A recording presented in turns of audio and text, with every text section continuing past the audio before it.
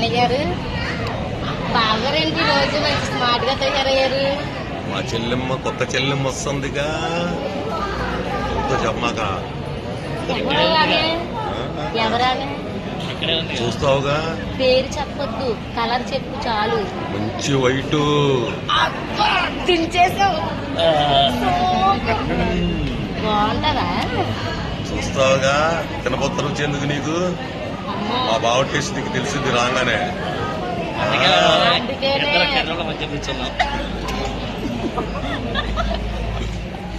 వచ్చినప్పుడల్లా ఈయనకి కర్రీ మొహాలు కనబడుతున్నాయని ఈసారి ఎర్ర మొఖం చూసుకొని సూటు బూటేసుకొని ఒకసారి వాష్రూమ్ లో తీసుకెళ్లి ఫేస్ కడిగిచ్చు, కలర్ ఏందో తెలిసింది.